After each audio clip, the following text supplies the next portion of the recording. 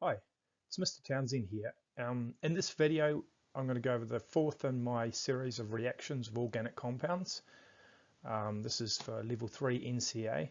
If you find this video helpful, subscribe, share, and let me know in the comments if there's anything else I can do to help.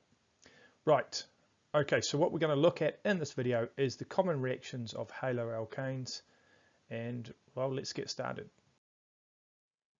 Okay, so the specific reactions of the haloalkanes we're going to look at in this video is the substitution using potassium hydroxide dissolved in water, aqueous potassium hydroxide, to produce an alcohol.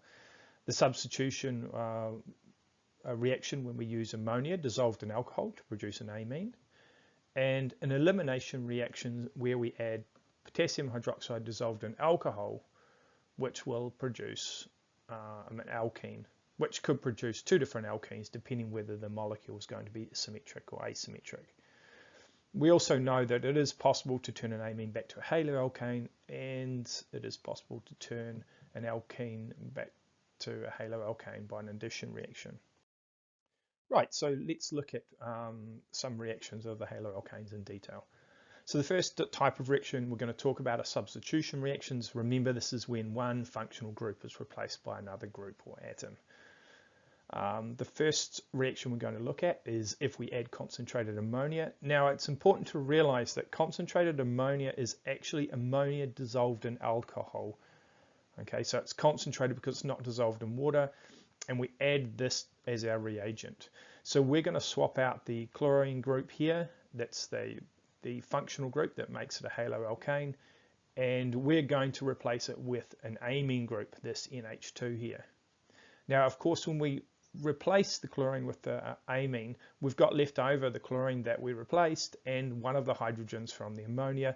So we also would, in this first reaction, produce some hydrochloric acid as well as an extra product.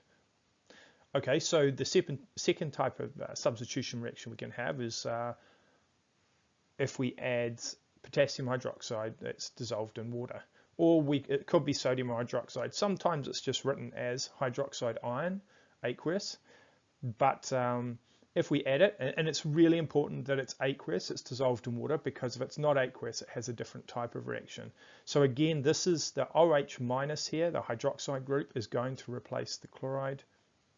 So we're going straight from the chlorine here being replaced by the hydroxyl group, the OH group, to produce an alcohol, a haloalkane to an alcohol. Okay, so what if we took this potassium hydroxide and had it dissolved in an alcoholic solution and not an aqueous solution? Now we make it more favorable to produce an elimination reaction instead of a substitution reaction. So what we get here is we get this chlorine here being removed and an adjacent hydrogen being removed. Now, we can see that we've got a choice of either the first or the third hydrogen, carbon to take the hydrogen from.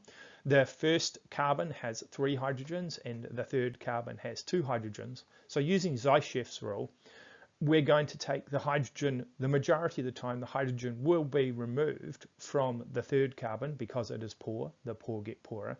So our major product is going to be the alkene here that comes off, that is with the double bond between the second and the third carbon. And the minor product is going to be the one with the double bond between the first and the second carbon. So this elimination reaction, remember, potassium hydroxide could be sodium hydroxide, but it's dissolved in alcohol and it produces the alkene.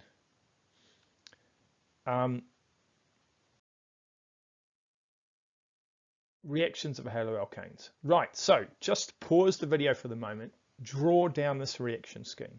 What I would like you to do is to see if you can think back to the rest of the video and draw what the products would be for these 3 reactions.